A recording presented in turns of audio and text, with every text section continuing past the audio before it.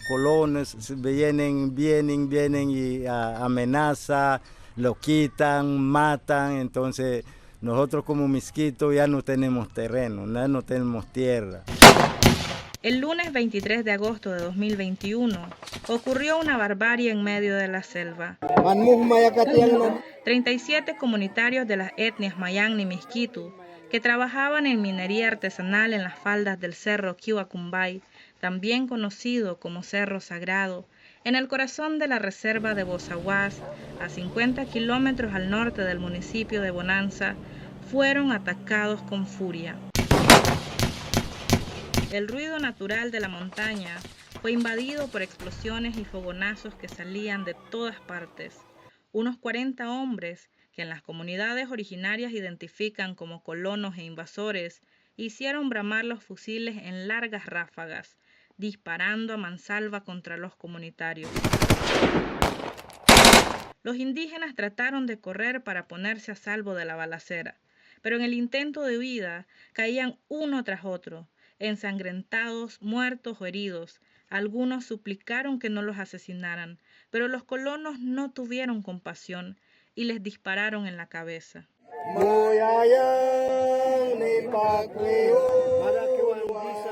13 pobladores indígenas quedaron tendidos en las tierras de su cerro sagrado. Entre ellos un niño de entre 6 y 8 años y 2 mujeres quienes eran hermanas, de 22 y 31 años respectivamente, según los relatos de sobrevivientes. Que fue atacada salvajemente, nuevamente, con personas armadas, personas usando uniformes militares. Los invasores avanzaron y revisaron los cuerpos uno a uno. A los que encontraban aún con vida, agonizando, los remataban con tiros o a machete. Fue tal la hazaña contra los comunitarios que algunos cadáveres fueron mutilados y sus partes clavadas en estacas y otros colgados en árboles. Una señora de 41 años y su hija, una niña de 14, ambas de la etnia Miskitu, fueron capturadas con vida y violadas.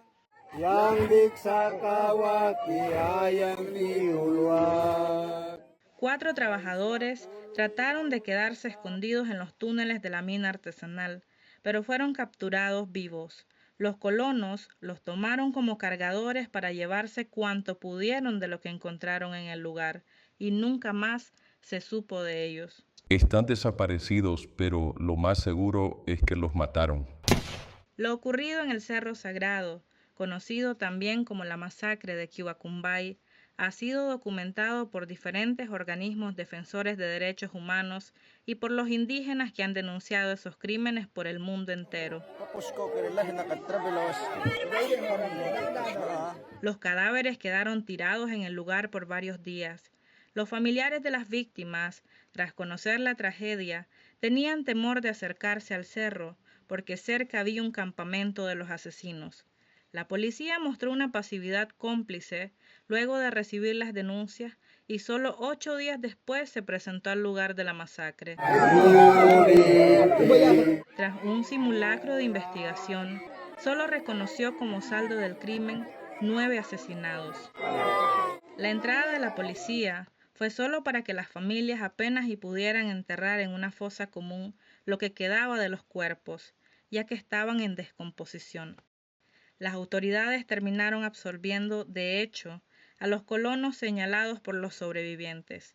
Además, minimizaron el crimen, reduciéndolo a una pelea entre familias indígenas por asuntos de tierra. Como resultado de las investigaciones policiales, peritaje criminalísticos, trabajo de campo y ubicación de testigos, se determinó que el día lunes 23 de agosto de 2021 a las 3 de la tarde, las víctimas se encontraban laborando en el punto de bricería Quiwacumbay, ubicado en el Cerro Pugna, a 50 kilómetros al noreste del casco urbano, sector montañoso del municipio de Bonanza, lugar donde se presentó un grupo de entre 11 y 14 delincuentes motivados por discordia con los asesinados, explotación del oro. Los agredieron con armas de fuego, causándole la muerte. La policía presentó a 3 indígenas como los criminales: Argüello Celsolino, guardabosque; Ignacio Celsolino, autoridad comunal; y Donald Andrés Bruno Arcángel, enfermero comunal. El colmo, la misma policía, acusa a los dos primeros de violar sexualmente a su hermana durante la masacre. Móvil de los asesinatos. Según las investigaciones policiales, se determinó que los asesinatos de las 9 personas fueron motivados por rencillas de los delincuentes, quienes pretendían apropiarse por la fuerza del punto de grisería donde laboraban las personas asesinadas. Los comunitarios sostienen con firmeza que fue una banda de invasores colonos llamado Los Cucalón, liderada por un sujeto de nombre Isabel Meneses, alias Chabelo, que opera en las tierras indígenas desde hace varios años, despojando a los comunitarios de sus tierras ancestrales, saqueando, asesinando y violando mujeres y niñas con total impunidad. La policía no tiene a estos invasores como sospechosos. La masacre de Quiwacumbay es solo uno de los muchos crímenes que los colonos han ejecutado contra los pobladores de las comunidades autóctonas del Caribe nicaragüense. Las organizaciones defensoras de los derechos de los pueblos indígenas han documentado al menos 105 asesinatos desde que se recrudecieron los ataques contra las comunidades indígenas a partir del 2012, aunque ese número de víctimas mortales varía en diversos informes. Para este reportaje, consultamos datos e informes de organismos internacionales y nacionales de derechos humanos. También consultamos decenas de publicaciones periodísticas y reportes en redes sociales de activistas a lo largo de estos años. En todo el cruce de información, logramos identificar a 92 víctimas mortales con nombres y apellidos, las circunstancias en las que fueron asesinados, las comunidades donde vivían y el territorio indígena al que pertenecían. Adicionalmente, encontramos 13 víctimas cuyos nombres no están disponibles, para un total de 105 indígenas asesinados. Además del ataque en el Cerro Sagrado, también identificamos las masacres de Alal el 29 de enero de 2020 y la de Huilu el 10 y 11 de marzo de 2023.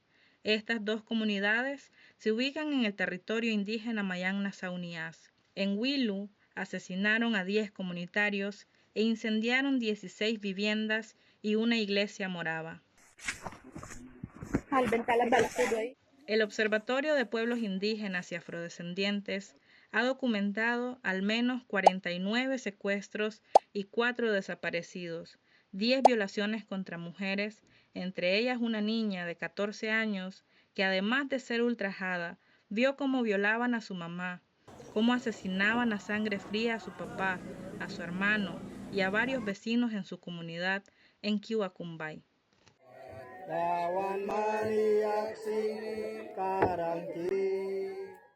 Después, a lo largo de los años, han ocurrido crímenes contra una o dos víctimas por distintos puntos de los territorios indígenas. Los colonos no parecen estar dispuestos a dejar de matar para arrancar de sus propiedades a las poblaciones originarias.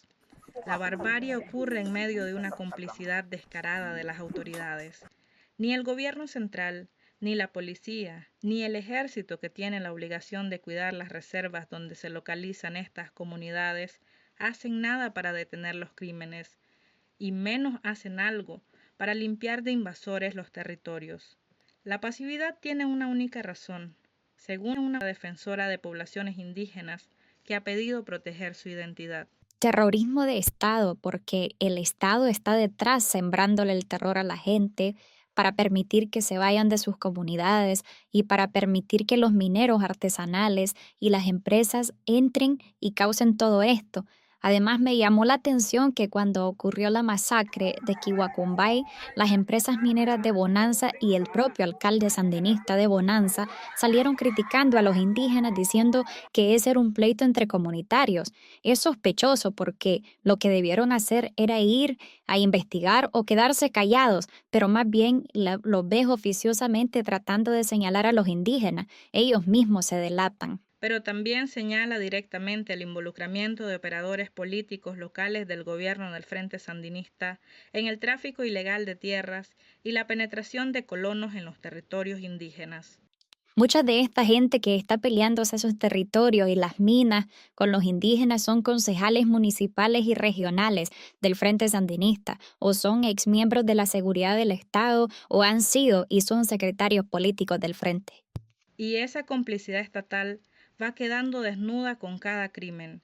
La policía, el 21 de julio de 2023, casi 2 años después de la primera masacre en Quivacumbay, anunció la captura de 2 delincuentes ligados a la banda de Chabelo, pero no presentó a Isabel Meneses. En su lugar, sospechosamente, mostró a Rafael Mendoza Escoto, de 33 años, y a ese lo identifican como Chabelo, además de Darling Antonio Dávila Escoto, de 29 años, alias Barril, ambos mestizos. En esa presentación, la policía acepta los asesinatos y acusa a estos 2 criminales como responsables de las masacres de Alal, la del Cerro Quivacumbay y la de Huilu. Esos nombres no figuraban en aquella presentación donde mostraban a los indígenas como autores. Solo en estas operaciones delincuenciales, la institución terminó reconociendo 21 indígenas asesinados por los invasores.